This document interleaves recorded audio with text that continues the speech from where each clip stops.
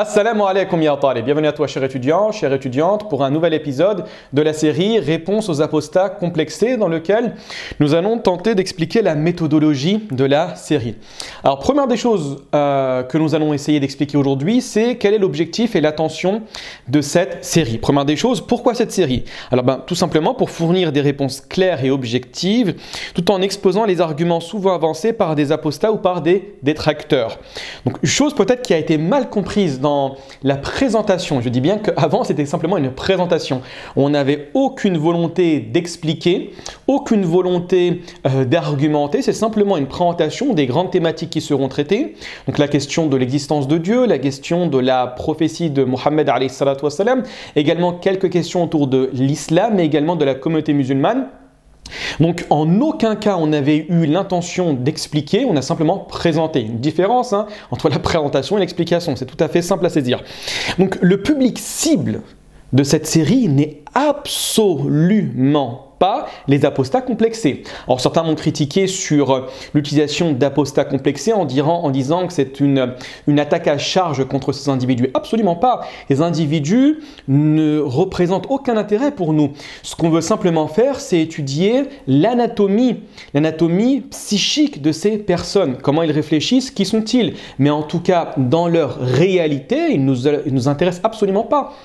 On va simplement s'intéresser, nous, aux personnes animées d'une intention sincère. Et vous allez comprendre par la suite pourquoi j'utilise le terme de personnes sincères, de compréhension cherchant à dissiper les doutes et les préjugés. Donc comme vous pouvez le voir, cette série n'est pas destinée aux apostats qui sont complexés. Pourquoi? Parce que, comme je vais l'expliquer par la suite, j'ai une certaine habitude, non pas à côtoyer ces personnes-là, mais j'ai une certaine connaissance de ces individus, et principalement ceux qui viennent du Maghreb. Laissez-moi vous raconter quelques anecdotes pour que vous compreniez un petit peu, pas tous bien évidemment, mais une majorité qui sont ces personnes. Je vous donne une anecdote. Alors quand j'étais étudiant, ça remonte à un petit moment maintenant, je travaillais, donc le matin j'étais bien évidemment à la fac, et par la suite l'après-midi je rentrais, je faisais une petite sieste, et le soir je travaillais dans un restaurant, d'accord, donc une petite pizzeria. Et à un moment, vous aviez le patron du restaurant, qui est également un ami, reçoit la visite d'un individu, donc un certain âge, je pense peut-être environ 60 ans, avec une voiture une voiture de luxe on va dire. Très bien, il se gare devant le restaurant et arrive la prière du Maghreb. Très bien, donc moi j'ai un principe dans la vie, c'est que j'essaye au minimum de m'incruster dans la vie des gens, d'accord. Je suis véritablement dans une vision de chacun a le droit de faire ce qu'il désire et chacun a le droit de croire en ce qu'il veut, et en aucun cas nous imposons nos idées, nos idéaux, on cherche simplement à convaincre des personnes, mais en aucun cas nous sommes dans une situation ou dans une position d'imposition. C'est la raison pour laquelle, et je vais l'expliquer tout à l'heure, la première conférence qu'on a voulu tenir sur le site de Bibliodine, c'est la réponse à la question suivante: est-ce que l'islam est tolérant? Très bien, je reviens à mes moutons. Donc arrive l'heure de la prière, donc je suis parti, je me souviens c'était Salat al-Maghrib, donc je pars faire la prière et à un moment l'individu parle avec le patron du restaurant et tout d'un coup il lui pose cette question alors que j'étais présent: est-ce que toi tu fais Salat? Très bien, est-ce que tu fais la prière? Donc la personne va dire avec un petit sourire, et vous allez comprendre un petit peu la mentalité: non, moi je fais pas Salat, et Yawm al-Qiyamah, il avait environ 60 ans, et Yawm al-Qiyamah, donc le jour de la résurrection, quand Allah me donnera la vie, moi je lui expliquerai pourquoi je fais pas la prière. Voilà un petit peu la mentalité que vous allez voir de certaines personnes qui sont de cette mouvance. Ce sont des personnes également qui vont considérer que l'Occident est l'alpha et l'oméga de la réalité. Alors, on ne pourra pas me faire sortir de mon occidentalité. Qu'on le veuille ou qu'on ne le veuille pas, je suis personnellement, moi, Mounir, un occidental. Et donc, j'ai une vision qui est occidentale. J'aime l'Occident, bien évidemment. J'aime le pays dans lequel je suis. J'aime la France, bien évidemment, et je le revendique.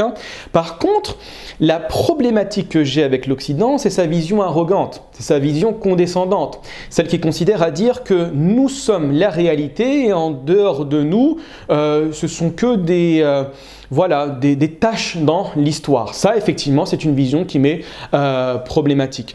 Donc, ce sont des personnes qui vont considérer que, regardez bien, l'Occident, dès qu'il s'est débarrassé de la religion, il a avancé. Et nous sommes encore attachés à la religion et nous sommes dans le tiers-monde. Donc c'est une preuve, est un argument extrêmement fort pour dire que il faut se débarrasser de la religion. Très bien. Je pense que l'individu qui a le mieux répondu à cette problématique, à cette question, à cette ambiguïté, est l'ancien moufti d'Égypte, Mohamed Abdou. Lorsqu'il va être interrogé sur cette problématique, il va dire tout simplement Taraku fataqaddamu wa tarakna fata'akharna. Très très beau ce qu'il a dit. En parlant de l'Occident et du monde musulman. Il va dire, ils ont délaissé leur religion, principalement le monde occidental. Vous savez qu'avec l'entrée dans la modernité, on a délaissé la religion. Je vous envoie à certains ouvrages, principalement un passionnant, c'est le livre de Hassan al-Tahya, de Aïssam, Yahya, de l'idéologie islamique française, pour comprendre un petit peu la question de la modernité. Très bien.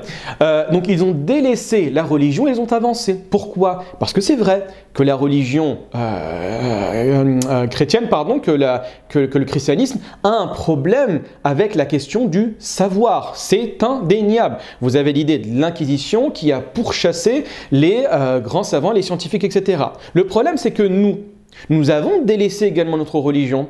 Et en délaissant notre religion, et c'est vrai, alors quand je dis délaisser la religion, c'est pas simplement délaisser la prière, délaisser le jeûne. Non. C'est délaisser la compréhension du texte coranique. Délaisser la mission que Dieu nous a accordée. Délaisser l'objectif ultime de ce que Dieu nous dit dans le Coran. Et parmi ces objectifs ultimes, c'est la connaissance. Je ne vais pas vous rappeler que le premier verset qui a été révélé, c'est « Iqra, lis ». C'est-à-dire, avant de débattre, avant de réfléchir, avant de chercher à comprendre pourquoi tu es là, lis. La première des choses à faire, c'est la lecture. La première des choses à faire, c'est le savoir, c'est l'étude. C'est comme ça que tu avanceras. Donc, on le voit actuellement et c'est indéniable. Personne ne peut le nier. Le monde musulman est à la traîne. Le monde occidental, au niveau technique et en avancée, c'est indéniable. Donc, ils ont délaissé, ils ont avancé. Nous avons délaissé, nous avons reculé. C'est aussi simple que cela. Vous avez également, barakallahu fikum, regardez bien, pour comprendre un peu la mentalité, pour comprendre par la suite, je vais expliquer pourquoi le débat ne peut pas s'instaurer avec ce type de personnage. Je vais expliquer en détail, mais accordez-moi le temps de rentrer dans les détails, s'il vous plaît. Vous avez une fois, je me souviens, j'étais avec un étudiant, on discutait, il me parlait qu'il était dans un pays du Maghreb, donc je tairai le nom volontairement, et il me disait que là-bas, il a fait des études assez avancées. Très bien. Arrive le moment de la prière, il a eu un master, je crois, là-bas. Oui, un master, c'est sûr. Très bien. Arrive le moment de la prière, il parle avec un individu qui est dans cette mouvance, d'accord? Et il se lève, faire les ablutions, et l'individu le regarde et lui dit « Indik master wa tsalli ». C'est catastrophique. En gros, tu as un master et toi tu fais la prière. Voilà en fait leur mentalité. Ils considèrent que l'appartenance à la religion est quelque chose qui te fait reculer. Comment tu peux continuer à croire, excusez-moi ces termes assez foutaises, à cette mythologie, à tous ces textes qui sont attribués à Dieu et à un prophète qui s'appellerait Mohammed, alors que toi, tu as un master. Toi, tu as étudié 5 ans après le baccalauréat et tu continues à croire ces supercheries. Voilà en fait la mentalité. Vous avez également, et pourquoi je dis véritablement qu'ils sont complexés. Je dis, et je le dis, je l'affirme. Je vais vous donner un exemple très rapidement. Parce qu'il y a un problème au niveau méthodologique. Ils n'ont pas le savoir pour débattre. Pas pour débattre. Je vais expliquer par la suite. Ce sont des personnes qui n'ont pas le niveau pour débattre. Pourquoi? Parce qu'un débat se fait, comme j'expliquerai par la suite, entre deux individus qui ont approximativement le même niveau.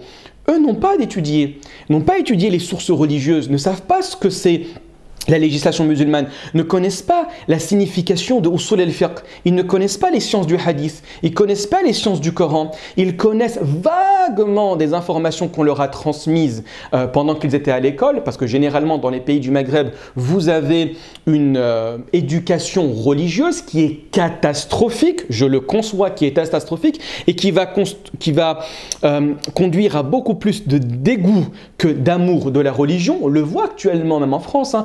Dans certaines mosquées, vous avez des cours d'arabe où les enfants y vont en reculons, en traînant des pieds. Pourquoi? Parce qu'ils savent que les professeurs ne sont pas pédagogues, qu'on va utiliser des fois malheureusement la violence, également l'humiliation pour faire apprendre aux enfants. Et c'est une chose qui est problématique et qui est fondamentalement à revoir, à réformer. Ça, je le conçois à 100%. Très bien. Donc, ils vont avoir quelques informations, ils ont un nom typé arabe, ils ont un faciès typé arabe, ils vont également avoir peut-être le jargon de certaines terminologies, mais ils ne connaissent pas C'est-à-dire qu'ils pensent que les études religieuses, c'est 3 mois à la mosquée, et salam alaikum, tu as la possibilité de rentrer dans une mosquée, être l'imam et la personne la plus respectée de la ville. Absolument pas. On va l'expliquer par la suite. Je le dis très rapidement, mais je l'expliquerai par la suite.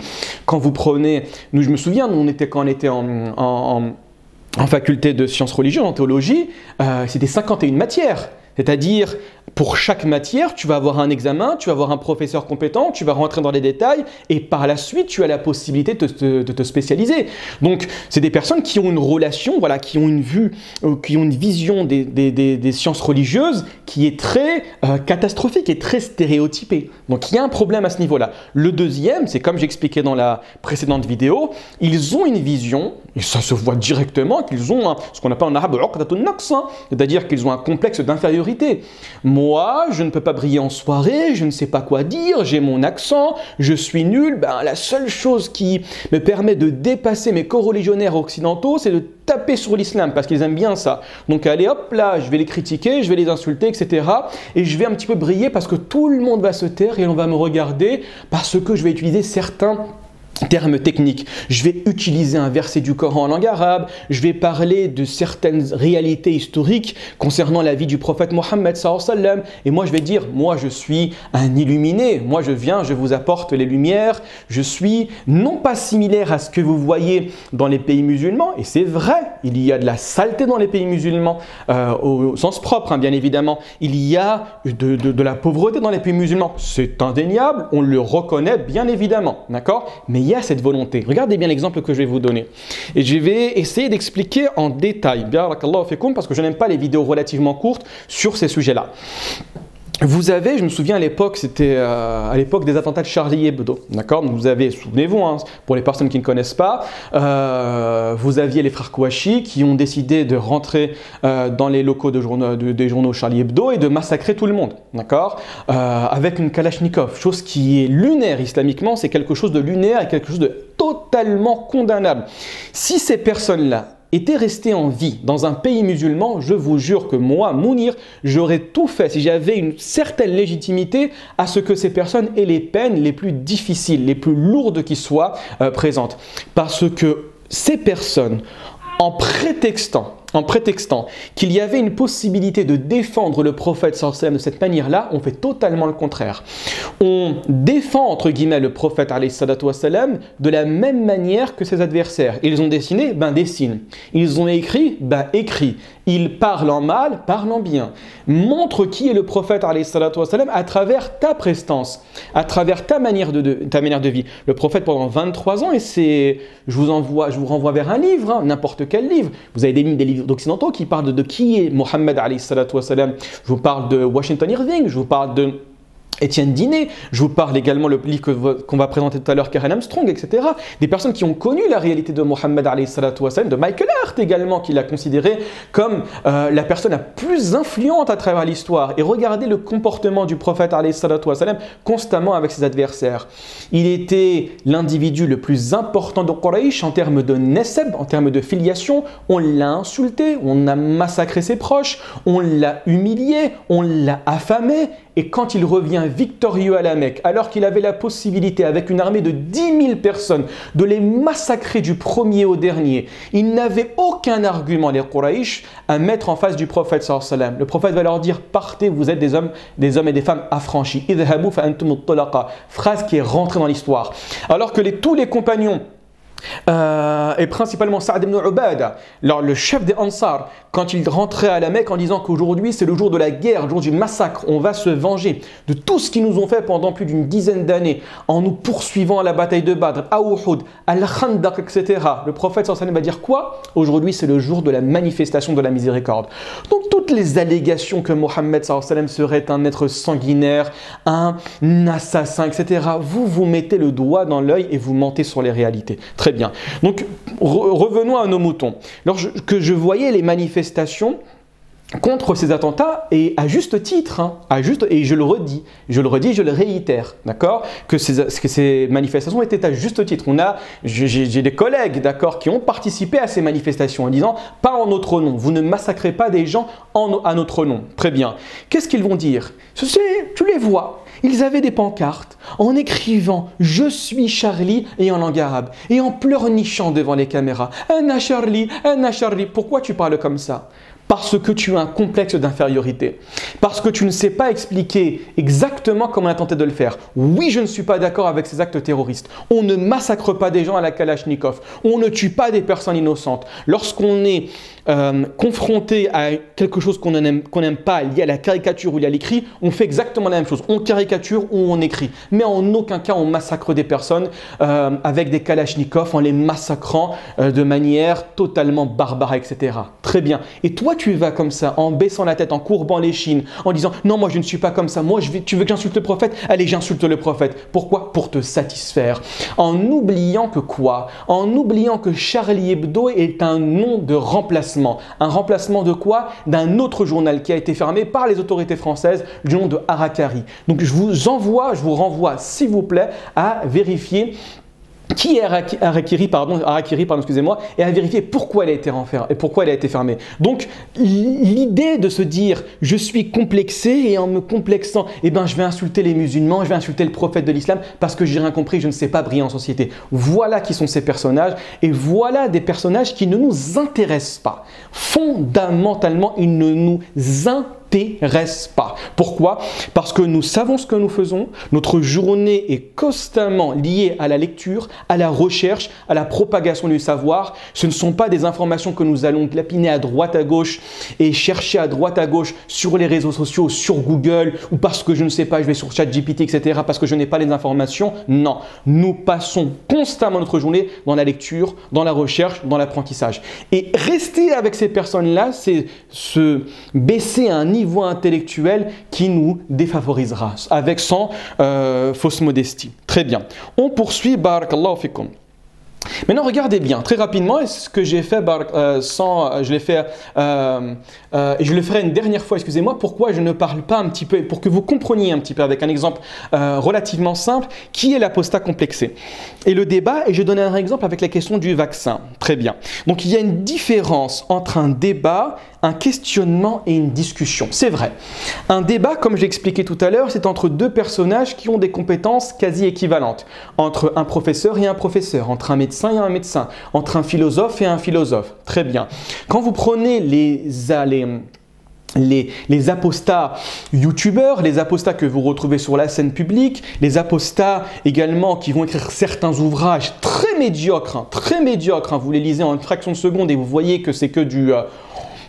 c'est des informations qu'on a prises à droite à gauche avec des termes techniques pour essayer de briller et de subjuguer l'audience. C'est du pipeau, c'est rien du tout. Très bien. Donc là, qu'est-ce qui va se passer? On me dit beaucoup, vas-y, va débattre avec lui. Ça ne m'intéresse pas. Pourquoi? Pour la simple raison que je sais fondamentalement que ces personnes n'ont pas étudié. Ils n'équivalent pas les enseignants que vous allez retrouver. Exactement comme moi, je ne vais absolument pas être égal à un médecin. Je ne débat pas avec un médecin, je ne débat pas avec un professeur d'histoire, je ne débat pas avec un mécanicien, je ne débat pas avec une infirmière, je ne débat pas avec une personne dans sa spécialité. Ce que je fais, je lui pose une question. Si je ne comprends pas, je lui demande avec humilité et avec sincérité de tenter de réexpliquer parce que le problème vient de moi, je n'ai pas compris. Et si l'information qu'il me donne ne me satisfait toujours pas, alhamdoulillahi rabbil alamin, nous sommes en France. Et Dieu merci, et on remercie, et on espère que la France restera comme ça, sur la possibilité de poursuivre ses études et de s'inscrire dans n'importe quelle université avec un coût relativement faible. Vous n'avez pas assez d'argent, tout est pris en charge par l'État.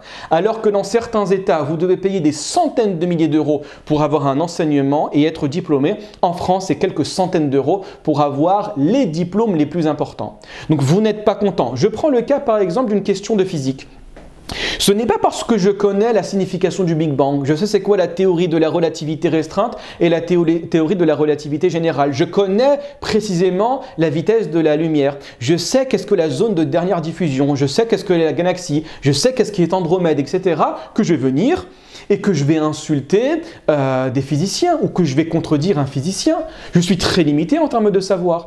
Si je ne connais pas ces informations, qu'est-ce que je vais faire? C'est très simple. Je vais sur Parcoursup, je m'inscris en licence de physique, tu te réveilles le matin, tu prends ton petit déjeuner et tu transpires, tu vas à la fac, tu patiences, tu courbes l'échine devant le professeur, tu écris tes notes, tu rentres à la maison, tu révises et tu travailles et tu passes tes examens jusqu'à arriver à la fin de la licence, tu valides tes examens et ensuite tu t'inscris en master si tu es sélectionné pour ensuite faire tous les travaux de recherche et faire ton mémoire de recherche et valider ton master et après si tu as encore les possibilités et si tu as le temps, tu t'inscris en doctorat, tu cherches un professeur qui pourra te suivre et par la suite tu valides ton doctorat, tu soutiens ta thèse et après simplement, tu viens et tu contredis des personnes sur Internet ou tu viens et tu donnes tes informations. Mais tu n'as aucune compétence. Tu as lu 3-4 ouvrages et tu te permets de faire des vidéos en insultant. Et c'est la raison pour laquelle j'ai bien mentionné ici que volontairement nous allons désactiver les commentaires. Parce que ce modèle d'apostat, ce sont les personnes les plus vulgaires. Alors j'ai eu affaire à des fachos, en toute honnêteté, j'ai eu affaire à ce type de personnages et les affaires à des musulmans, même pas pratiquants, j'ai eu affaire également sur YouTube ou sur les réseaux sociaux, à des personnes qui sont pratiquantes, etc.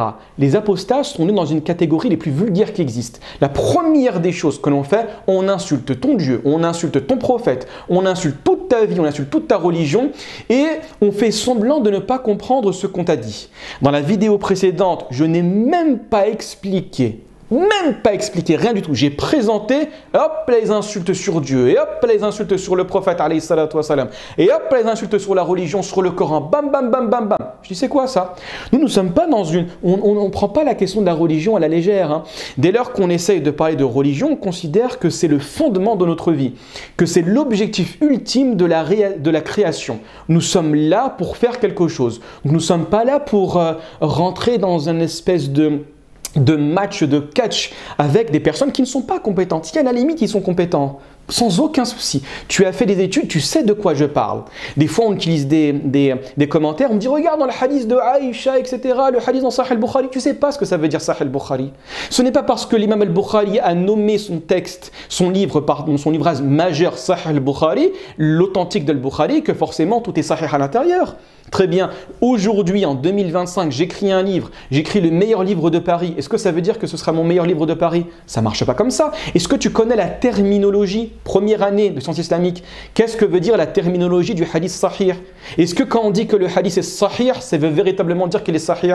Ou bien qu'il est simplement authentique en fonction de certaines réalités terminologiques que les savants ont mis en place? Et quand on te dit que le hadith est daïf, qu'est-ce que ça veut dire? C'est pas la peine de me ramener un hadith. Le hadith, je le connais. Quand tu parles avec un imam ou quand tu parles avec un enseignant et tu le critiques sur le Coran et tu lui ramènes le verset, par du principe que tous les enseignants connaissent le Coran par cœur. D'accord ? Donc, cette vision est très problématique. Elle est très limitée. Et je vais donner un exemple précis pour que vous compreniez la problématique de l'apostat complexé, je le dis volontairement. Ils sont complexés parce qu'ils ne savent pas briller en société et ils n'ont aucun autre talent à l'exception de cela. Donc, désactiver les commentaires, ça va faire deux choses. Tout d'abord, alhamdoulilah, on ne va pas voir des insultes contre Dieu et contre son prophète. Bien évidemment que ça nous blesse, on ne les accepte pas. Ça nous blesse, bien évidemment. Je ne veux pas avoir des vidéos, des commentaires ou insulter Dieu de manière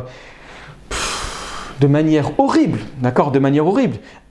En islam, il nous est interdit d'insulter les divinités qui sont adorées en dehors de Dieu. On n'insulte pas. Le prophète nous a appris, dans Sahih de l'imam Muslim, en disant qu'il y avait 5 personnes qui sont destinées en enfer. Et parmi ces personnes, vous avez ce qu'on appelle le shindir. Le shindir, c'est quoi? C'est le fahash. C'est la personne qui est vulgaire. Vulgaire dans ses propos, vulgaire dans sa manière de parler, vulgaire dans sa manière de marcher, vulgaire dans sa considération avec Dieu. Ils pensent que parce qu'ils vont insulter Dieu, ils ont touché à la sacralité. Et touchant la sacralité et qu'il n'y a rien qui se passe sur terre, comme quoi Dieu ne va pas te foudroyer sur place, c'est que ça n'existe pas. C'est pas comme ça que ça existe. Vous avez un dicton qui est constamment répandu en islam qui vous dit « Inna Allaha yumhilu wa la yuhmil » Allah accorde un délai et Allah ne néglige pas. Vous avez également l'idée qui est mentionnée clairement dans le Coran, l'istidraj, à savoir que Dieu te laisse faire, il te laisse le temps de réfléchir, il te laisse 20 ans, 30 ans, 80 ans, même des fois 100 ans pour que tu réfléchisses. Mais lorsqu'il te prendra, c'est fini. Très bien. Donc il y a cette volonté de désactiver les commentaires pour essayer de faire un travail d'épuration. D'accord ? On supprime, etc. Ça leur permettra de prendre du temps. S'ils souhaitent aller apprendre à chasser le sanglier, j'habite dans le 77, je pourrais leur donner quelques adresses. Ou s'ils souhaitent apprendre à se couper les ongles, ils pourront le faire. Très bien. Vaccination et connaissances religieuses. Alors, je vais expliquer pourquoi je dis ça. Il y a la présentation des apostats qui sont complexés, c'est un savoir qui est parcellaire, qui est véritablement sélectif, mais qui va être également construit sur un complexe et également sur un dégoût inavoué, sur une absence de connaissance. Je vais vous donner un exemple. Vous prenez le cas d'une population qui est totalement méconnaissante des réalités médicales.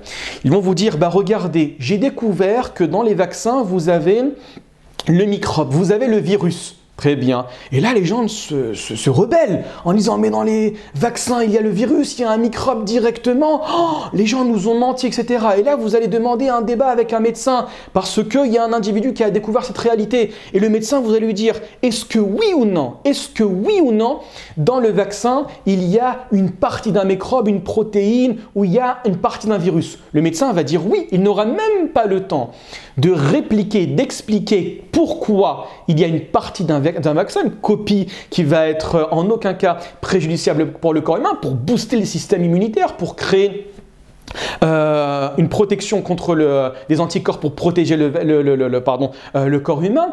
Ils n'ont même pas laissé le temps au médecin d'expliquer, d'argumenter, parce que vous dites une phrase en 1 seconde, mais pour l'argumentation, vous avez besoin d'1 heure.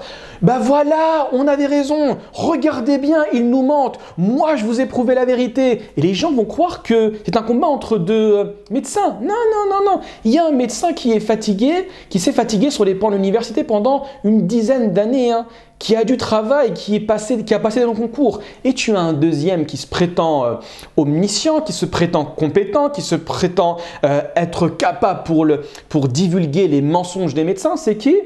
C'est quelqu'un qui passe son temps sur Doctissimo. Voilà, qu'est-ce qu'il a fait? Il a pris 3-4 mots, 3-4 réalités, et hop là, il fait des vidéos pour avoir plus de likes, il fait des vidéos pour être connu, parce qu'il ne sait pas briller, il ne sait rien faire. Il ne sait rien faire que de critiquer et d'insulter. D'accord? Voilà pourquoi, fondamentalement, on ne veut pas perdre du temps avec ces individus. Alors désolé, je m'énerve un petit peu, parce que je vois les dégâts qu'ils font. Et également, c'est un message qu'on envoie aux musulmans. Vous ne pouvez pas, barakallahu fikum, les musulmans, être déstabilisés par n'importe quelle personne qui parle. Comme on dit en arabe, pour toute personne qui vient et qui disparaît. Les questions des apostats, la question des hypocrites, la question de l'attaque contre l'islam, elle a toujours existé. Du vivant du prophète, alayhi salatu wassalam. Il y a eu des personnes qui ont apostasié devant lui. Il y a des personnes qui ont qui ont tenté de le tuer. Il y a eu des hypocrites, il y a eu des négateurs. Le prophète a agi avec toutes ces personnes-là. Et il a agi de la meilleure manière qui soit. Donc, ne soyez pas des fois déstabilisés par ces personnes. Regardez un petit peu leur CV, essayez de voir est-ce que ce sont des personnes qui ont étudié. Quand ils parlent, dis-moi, très bien, tu es qui? Tu as un master, tu as une licence à la limite, dans ton domaine d'expertise, tu parles de l'islam, tu sais ce que ça veut dire? Allez, récite-moi une sourate, parle-moi d'un hadith, essaye de l'expliquer, de demander mais qui est le Bukhari? Pourquoi le hadith est un hadith sahih, etc. Regardez bien, rapidement.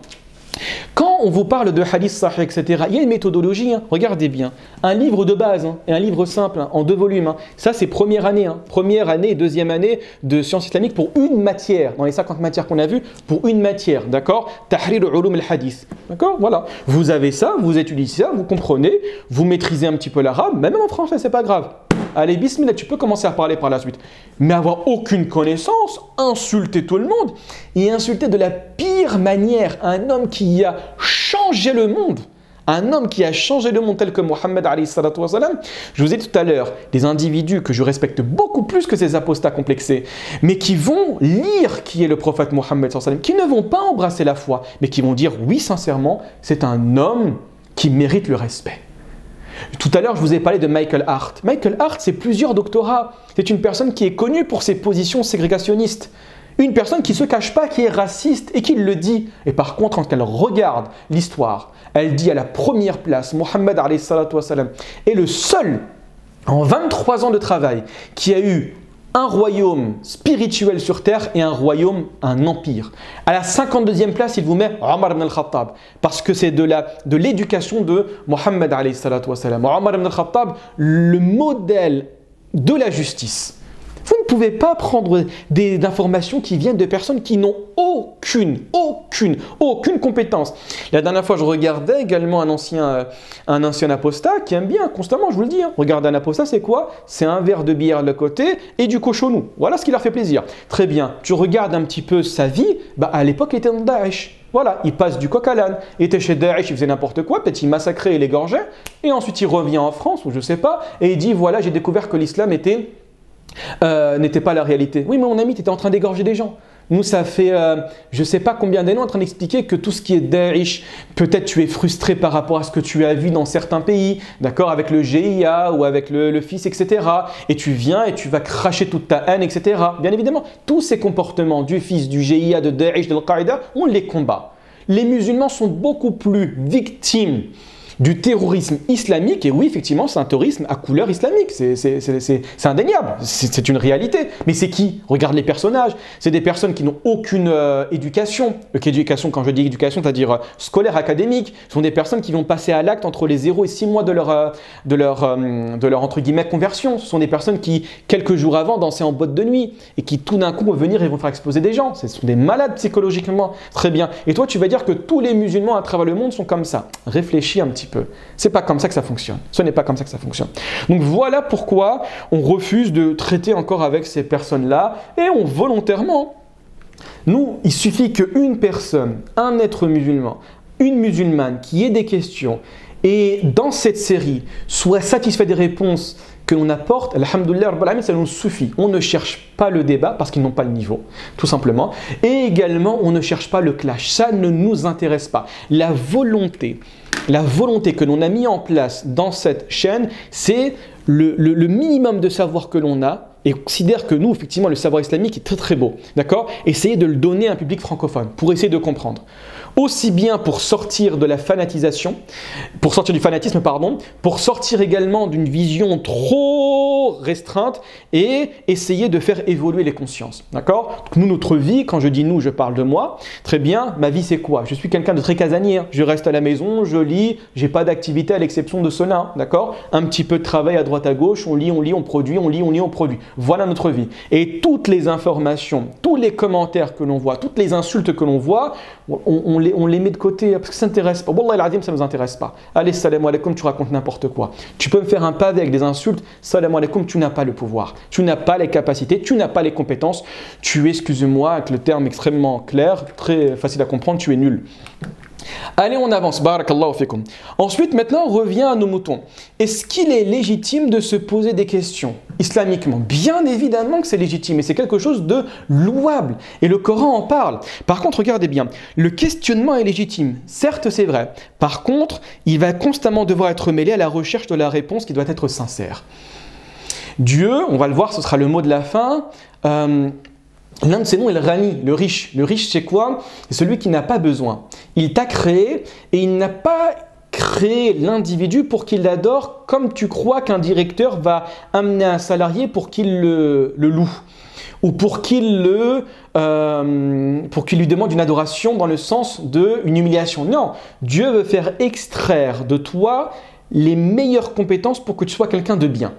Mais par contre, il n'a aucun problème, il n'y a aucun mal à ce que l'humanité du début jusqu'à la fin quitte Dieu, abandonne Dieu. Ça ne va en aucun cas poser un problème à Dieu. Dieu le dit, à plusieurs passages dans le texte coranique. Donc ne pensez pas que parce que je crois, en bombant le torse, en me gonflant d'orgueil, je vais apporter quelque chose de nouveau à Dieu. Absolument pas.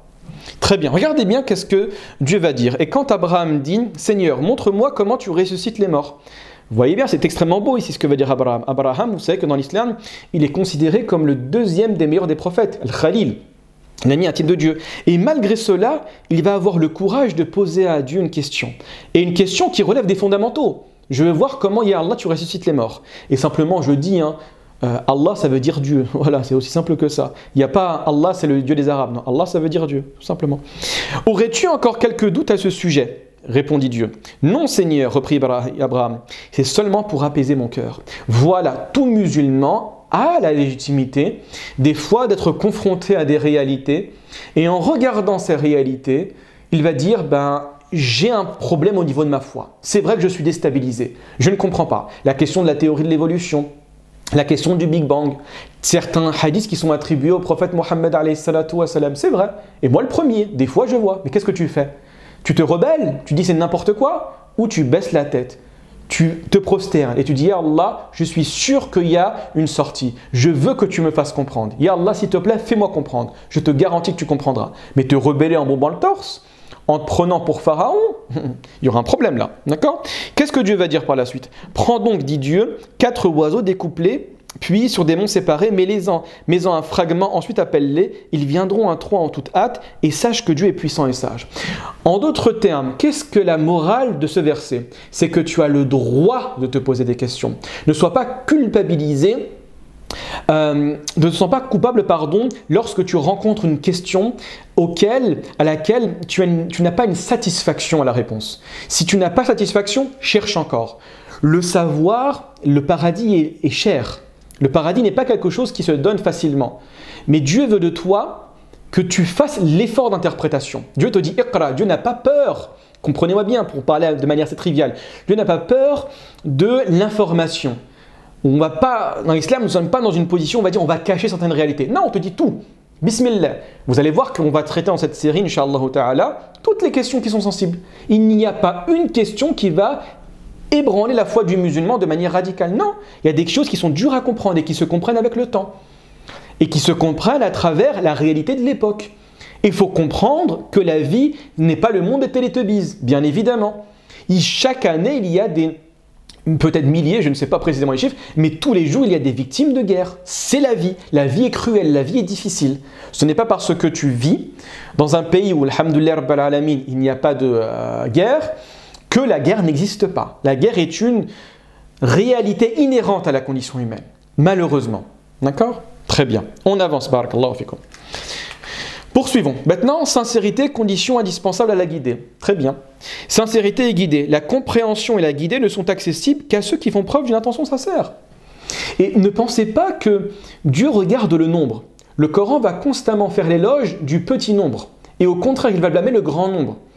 Ne pensez pas parce qu'une grande catégorie de personnes, ou un grand nombre de personnes, sont dans la négation de Dieu, dans la rébellion contre Dieu, que forcément c'est la réalité. C'est la réalité, d'accord? Pour comprendre un petit peu comment les foules fonctionnent, je vous invite à lire un livre passionnant. On avait un de nos professeurs qui l'a lu 18 fois, Psychologie des foules. Extrêmement passionnant, d'accord? Très bien. Obstacle à la guidée. L'arrogance, la condescendance et la haine bloquent cette guidée divine. Et tu le vois, à travers certains personnages ils vont dire cette phrase, pour moi c'est pas clair. Mais pour toi t'es qui? C'est-à-dire, pour toi c'est pas clair. C'est-à-dire, si Dieu ne parle pas comme toi tu veux, forcément c'est pas clair, donc forcément c'est pas divin. Mais pour qui tu te prends? D'accord? Pour qui tu te prends? Il y a un problème ici, bien évidemment il y a un problème. Et c'est comme ce que disait Hubert Reeves, je suis désolé, je ne vais pas dire le premier mot parce que c'est très vulgaire, il parlait du PFH, d'accord? P ça veut dire, c'est une insulte, on pourrait le traduire par satané, de facteur humain. Il y a la réalité qui est en face de toi, mais il y a le facteur humain. Facteur humain c'est quoi? C'est la jalousie. Il y a la condescendance, il y a l'orgueil, il y a la fatuité. Il y a l'absence de volonté de se soumettre à Dieu, de ressembler à des personnes qui sont considérées comme des marginaux. Non, moi ça ne m'intéresse pas. Voilà, ça ce sont des obstacles clairs à la guider. Clairs à la guider. Très bien. Regardez bien, est-ce que vous avez des réalités coraniques? Bien évidemment. Regardez bien qu'est-ce que Dieu va dire dans le Coran. Et pour tout musulman sincère, lisez ce verset et essayez de le comprendre à travers une méditation profonde. C'est Dieu qui parle. Il utilise la première personne. J'écarterai de mes signes ceux qui sans raison s'enflent d'orgueil sur terre, même s'ils voyaient tous les miracles, ils n'y croiraient pas. Et s'ils voient le bon sentier, ils ne le prennent pas comme sentier. Mais s'ils voient le sentier de l'erreur, ils le prennent comme sentier. Pourquoi? C'est qu'en vérité, ils traitent de mensonges nos preuves et ils ne leur accordaient aucune intention. Voilà la véritable raison. Ils savent que c'est la vérité et c'est l'idée du kufr en langue arabe. Mémoire de recherche, personnellement, je l'ai fait sur la question du kufr. Qu'est-ce que veut dire le kufr? Le kufr, arrêtez de dire mécréant. Ce n'est pas de la mécréance le kufr. Le kufr, c'est de la négation. C'est le fait de cacher. C'est être sûr de réalité, mais je cache. Pourquoi tu caches? Parce qu'il y a l'orgueil qui prend le dessus. Voilà la signification du kufr. Donc le kafir est dans une action, il n'est pas dans la passivité. Il veut nier. Ce que disait un petit peu Pascal. Il disait, j'ai rencontré peu d'athées, mais j'ai rencontré beaucoup de personnes qui souhaitent être athées. Il y a une grosse différence entre les deux. Très bien. Dieu va également dire, barakallahu fikum dans la sourate numéro 6, versets 109 et 110, « Et ils jurent par Allah de toute la force de leur serment, que s'il leur venait un miracle, ils y croiraient sans hésiter. Dis en vérité, les miracles ne dépendent que d'Allah. » Allah, je le redis, c'est le nom de Dieu en arabe, tout simplement. Al-Ilah, à la base. Mais qu'est-ce qui vous fait penser que quand cela arrivera, ils n'y croiront pas? Parce qu'ils n'ont pas cru la première fois, nous détournerons leur cœur et leurs yeux. Pourquoi Allah a détourné leur cœur et leurs yeux? Pourquoi? Pour la simple raison qu'ils se sont rebellés, qu'ils se sont montrés orgueilleux. Et comme j'ai dit, c'est une conséquence ici.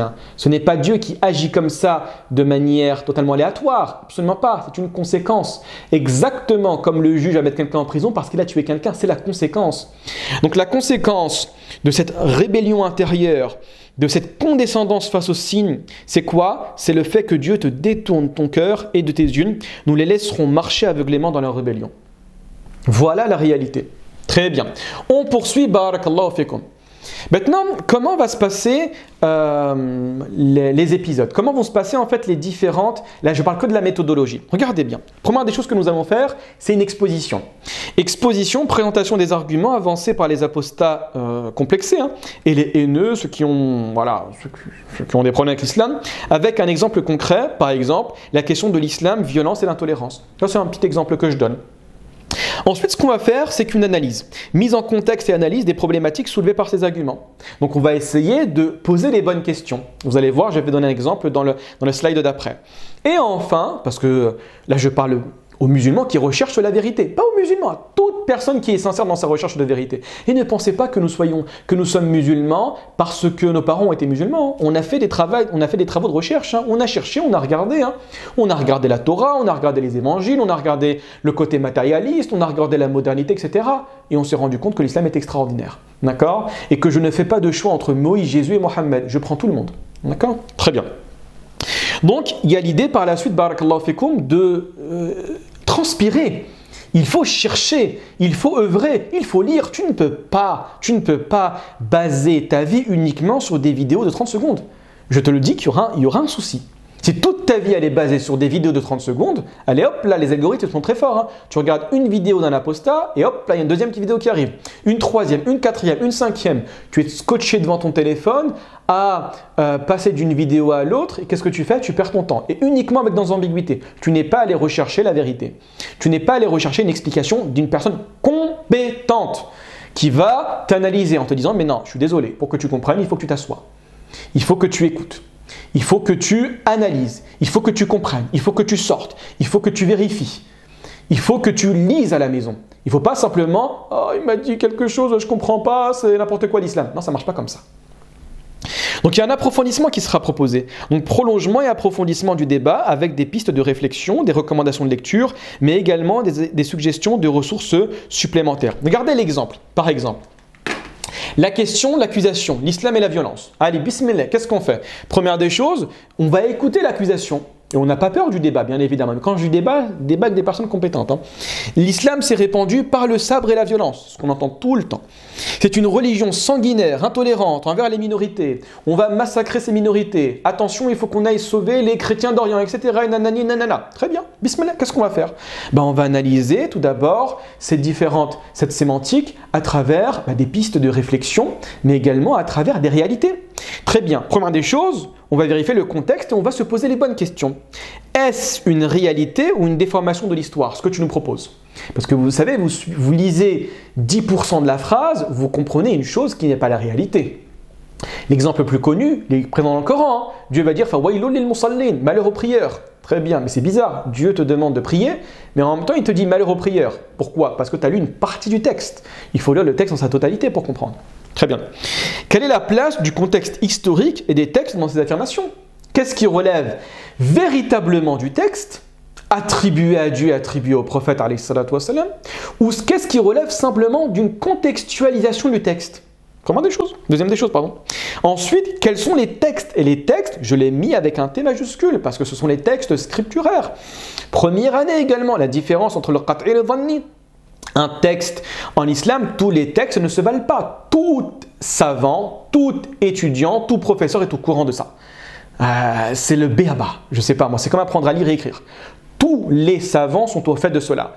Qu'il y a des textes beaucoup plus forts que d'autres et qu'il y a des textes secondaires et particuliers qui doivent être lus à la lumière des textes généraux, ce qu'on appelle al-kulliyat. On appelle ça également un nas, on appelle ça également le ma'loum min ad-din bid-darura, on appelle ça le qat'iyat dilala, qat'iyat thubut, on appelle également ça le mutawatir. Il y a énormément de termes. La personne ne connaît pas ça. Et elle va dire, voilà, bah regarde, Sahih al-Bukhari, il a du mal à le prononcer. Sahih al-Bukhari, regarde qu'est-ce qu'il a écrit. Akhi, c'est pas comme ça que ça fonctionne. D'accord? Je suis désolé de répéter ça plusieurs fois, mais vous, musulmans, qui avez des questions, ressaisissez-vous. C'est pas parce qu'un individu parle que... On ne prend pas la religion de n'importe qui, hein, d'une personne qui passe son temps, je ne sais même pas ce qu'il fait dans la vie. Wallah. Très bien. Deuxième des choses. Que signifie réellement la notion d'empire et quelle différence avec l'État-nation? C'est vrai. Nous, on est habitué à vivre dans un État-nation, c'est-à-dire un État qui a une armée, qui a un cadre, qui a des frontières, avec des traités internationaux. Il y a l'ONU qui va un petit peu réguler tout ça. Vous avez un peuple, vous avez une autorité juridique, vous avez un président, vous avez une constitution. À l'époque, c'était pas comme ça. Hein. À l'époque, il y avait l'idée d'empire.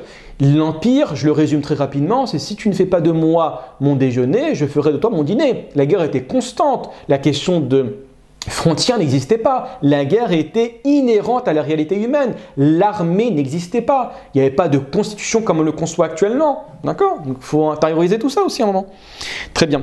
Quelle est la vision islamique sur la tolérance et les minorités? Alors là, c'est pas, regarde, la vision islamique, regarde qu'est-ce que font Daesh. Et bien évidemment, je serai de ton côté sur ce point-là. Tu me dis les minorités et regarde qu'est-ce que font Daesh, mais je suis avec toi. À 100%, je le dis constamment en cours.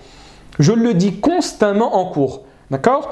Très bien. Et donc maintenant, qu'est-ce qu'on va faire? C'est qu'on va répondre à tout ça et ensuite on va dire, eh bien, écoutez, on a fait la vidéo, alhamdoulilah, voici les textes, Coran, hadith du prophète sallallahu alayhi wa sallam, également vision des 4 califes ou vision des califes de manière générale ou des grands savants. Et ensuite, je vais dire, écoutez, on n'a plus beaucoup de temps, maintenant vous devez faire un travail à la maison. Ce travail à la maison, c'est une question de lecture. Je vous donne quelques lectures qui sont très intéressantes, par exemple sur la question. Un livre extrêmement passionnant de Sir Thomas Arnold, La prédication de l'islam. Ça, c'est des livres à lire. Livre qui fait 500 pages, dont les sources proviennent de 8 langues qui sont différentes. Une personne qui maîtrise son sujet. Un camarade de Mohammed Iqbal, le père spirituel du Pakistan, le grand poète et le philosophe, qui a écrit sur cette question-là et qui sait de quoi elle parle. Cette personne sait de quoi elle parle, en disant que ce n'est que des affabulations. Dire que l'islam s'est propagé avec l'épée, avec la violence, ce n'est pas vrai. Explique-moi, 30 secondes. Allez, bismillah. Comment l'Indonésie est devenue pays musulman? Le plus grand pays musulman au monde. La Malaisie également. 300 millions de personnes, l'Indonésie. Tous musulmans. Très bien. Qu'est-ce qui a conquis l'Indonésie? Uniquement par le commerce, hein, par le bon comportement. Est-ce qu'il existe des pays dans lesquels les musulmans sont rentrés avec la violence? Oui, bien évidemment. Ah, bien évidemment, on ne le nie pas, bien évidemment, mais exactement comme n'importe quelle autre religion. Ah, très bien. Et là, je vous renvoie, excusez-moi, hein, je n'aime pas des fois comparer les religions, mais regardez un petit peu qu'est-ce qu'a fait le christianisme, hein, en termes de persécution, en termes d'évangélisation, en termes de propagation de la foi avec l'idée de guerre sainte. L'idée de guerre sainte en islam n'existe pas. Très bien. Vous avez également, si vous voulez lire, allez, bismillah, une thèse de doctorat du docteur Hanan Ibrahim, la liberté de croyance en islam et ses objections. Dans une université musulmane? Non. Dans une université de Vienne, avec les plus hautes décorations de la thèse de doctorat. D'accord? Ou sur 1400 pages. Il explique par A plus B tout ce qu'on vient de dire, avec les textes. avec les éléments, avec les ressources, tout est mentionné. En faisant la thèse de doctorat, je crois qu'il y a plus de 1000 références d'ouvrages, plus de 1000 références d'ouvrages, 1000 ou 1200 si mes souvenirs sont bons, d'accord? Également, conférence qu'on a fait sur le sujet, l'islam est-il tolérant? Voilà 1h30 où on traite la question en profondeur, uniquement avec des ressources, avec des textes, hein, tout est mentionné. Les textes, les versets qui parlent de la tolérance, les versets qui parlent de l'interdiction de faire du mal à autrui, etc. Vous en avez beaucoup. On commence constamment les règles générales, les versets du Coran, les hadiths du prophète sallam, la question de l'apostat. Nous, on est du principe, on l'a évoqué dans la conférence, qu'il n'existe pas de peine de l'apostat. Oh, mais dans le hadith de l'imam al-Bukhari, il y a le hadith d'Ibn Abbas qui a rapporté avec son élève Ikrima, Ikrimatul Barbari, qui dit quiconque change de religion, tuez-le. Mais tu vois qu'on ne connaît pas le texte? Tu crois qu'on ne connaît pas le texte? Tu crois que les savants tous ont accepté ce texte dans sa littéralité? Si tu prends ce texte dans sa littéralité, il est catastrophique. Bien évidemment. Est-ce que tu te dis qu'il y a une manière d'expliquer ce texte? Est-ce qu'il faut contextualiser ce texte? Est-ce que ce texte est appliqué à l'apostasie que l'on connaît aujourd'hui? Ou c'est une apostasie politique à l'époque du prophète sallallahu alayhi wa sallam qui faisait référence à la haute trahison en temps de guerre? Voilà comment tu commences à réfléchir. Pourquoi les anciens savants, je prends le cas d'Abu Hanifa, sur l'application de cette peine, a fait la distinction entre l'homme et la femme? Pourquoi? Parce que c'est lié à la guerre, c'est lié à la question de la haute trahison. Et la haute trahison est condamnable dans l'ensemble des pays à travers le monde. Donc il faut arrêter un petit peu les bêtises. D'accord? Également, vous avez un ouvrage en anglais, regardez bien ici, de Karen Armstrong, diplômé d'Oxford pour information, qui va écrire un livre majeur, Mohammed, Prophet of Our Time, où elle va parler en bien du prophète alayhi salatu wa salam et dire que c'est quelqu'un d'important et qui va avoir une relation avec, comment dirais-je, une relation avec ses détracteurs, mais également une relation avec le monde qui a changé l'aspect du monde, d'accord? En mettant un point extrêmement important sur la question de l'antisémitisme, en disant que l'antisémitisme n'est absolument pas un problème islamique, mais c'est un problème purement occidental. C'est pas nous qui le disons, c'est elle-même, d'accord? Allah yubarak fikum. Allez, je vous quitte avec ce mot de la fin, qui est un résumé un petit peu de tout ce qu'on va dire au niveau spirituel. C'est un hadith, le hadith d'Abu Dharr, extrêmement beau hadith, ou c'est un hadith Qudusi. Un hadith Qudusi, c'est quand c'est Dieu qui parle en dehors du Coran. Dieu va dire, hommes et serviteurs, vous n'atteindrez jamais une capacité de nuisance au point de me nuire, et vous n'atteindrez jamais une capacité d'utilité au point de m'être utile. Hommes et serviteurs, si le premier et le dernier d'entre vous, hommes et djinns confondus, avaient le cœur de l'homme le plus pieux parmi vous, cela n'ajouterait rien à mon royaume. Hommes et serviteurs, si le premier et le dernier d'entre vous, hommes et djinns confondus, avaient le cœur de l'homme le plus pervers parmi vous, cela ne diminuerait rien en mon royaume. On poursuit avec la fin. Hommes et serviteurs, si le premier et le dernier d'entre vous, hommes et djinns confondus, se réunissaient dans une même plaine pour me solliciter et que je donnais à chacun satisfaction, cela ne diminuerait ce qu'il y a auprès de moi que ce qu'une aiguille plongée dans l'eau diminuerait de l'océan. Hommes et serviteurs, ce ne sont que vos œuvres que je recense pour vous, en vue de vous en rétribuer pleinement. Quiconque trouve un bien, qu'il loue Dieu. Quant à celui qu'il trouve autre chose, qu'il ne blâme que sa personne. Voilà, en espérant passer avec vous de bons moments et de longs moments dans les réponses aux apostats complexés. Barakallahu fikum, wassalamu alaikum wa rahmatullahi wa barakatuh.